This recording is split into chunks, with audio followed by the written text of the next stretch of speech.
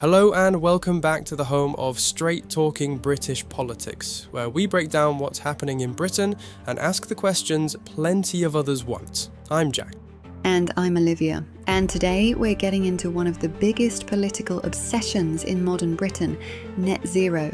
That's right, because wherever you go, you can't escape it. It's on the radio, on billboards, in political speeches, through your front door in council leaflets. It's everywhere. It really is.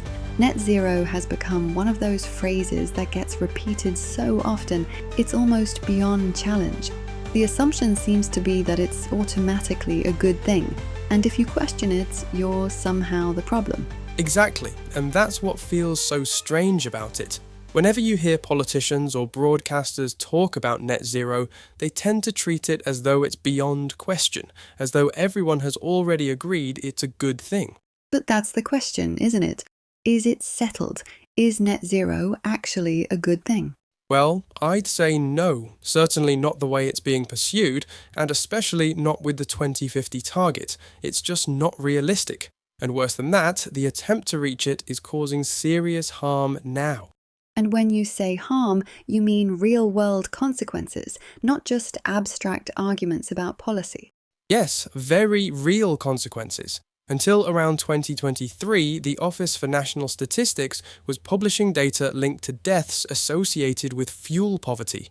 At the time, the estimate was that between 6,000 and 8,000 people were dying prematurely each winter because they couldn't afford to heat their homes properly. And given what's happened to energy prices since then, it's hard to imagine that situation has improved. Exactly. Though while politicians stand there congratulating themselves about targets and transition plans, ordinary people are struggling to keep warm. Meanwhile, industry is being hollowed out, jobs are disappearing, and entire sectors are being weakened in the name of this supposedly moral project. And the deeper problem is that even the emissions figures themselves don't tell the full story.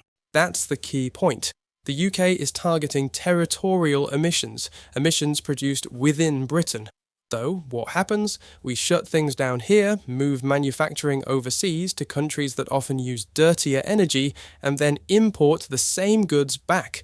That may make our numbers look better on paper, but globally it can actually increase emissions. So we're not necessarily solving the problem, we're just exporting it. Exactly right. We're offshoring the emissions, offshoring the industry, and offshoring the pollution, and then pretending we've done something noble. And in the process, we're weakening our own economy and putting our own energy security at risk. Yes, and that's not some distant hypothetical. Blackouts are a very real danger when you undermine reliable energy supply. And when politicians gamble with that, they're gambling with people's lives. But let's put the standard argument to you, because this is what people always come back with. If there is a climate crisis, surely something has to be done. Surely emissions matter. Well, Britain accounts for 0.8% of global emissions. So even if Britain went to absolute zero tomorrow, it would make virtually no difference to the global climate. That's the reality. We are not changing the world by crippling ourselves. Supporters of the policy would say Britain needs to lead by example. Yes, but who's following? That's the question. China is still building coal power stations at scale. Other countries are prioritizing affordability, security, and industrial strength. Meanwhile, Britain seems determined to punish itself and call it virtue. And that's why people abroad are increasingly looking at Britain and asking what exactly our politicians are playing at. Absolutely. I've had those conversations myself. When you travel overseas and people ask, what on earth is your government doing with energy policy? That tells you something. Britain is starting to look like a warning rather than a model. So let's push this a bit further. Suppose the rest of the world did join in. Suppose America, China, Europe, all of them genuinely moved in the same direction. Would it then be worth it? Not necessarily. Because there's another question which rarely gets asked properly, whether it makes more sense to adapt to climate change rather than trying to prevent every part of it. In other words, mitigation versus adaptation. Exactly. The climate has always changed. That's true over the whole history of the Earth.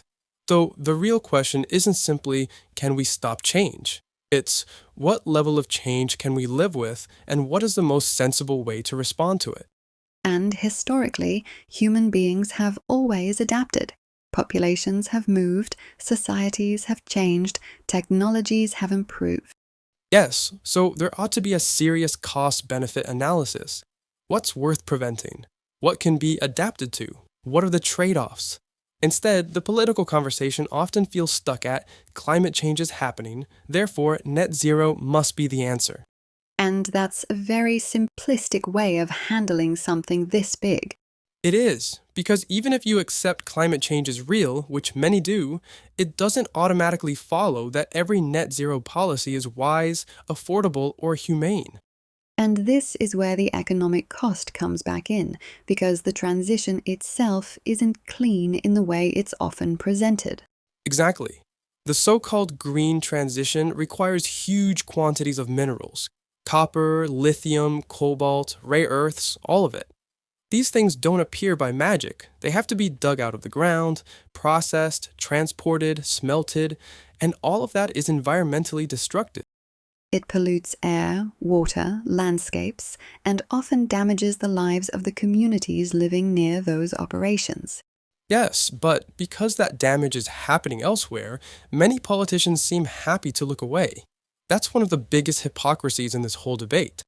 We want the wind turbines, the electric vehicles, the upgraded grids, the batteries, but we don't want to talk honestly about what it takes to make them.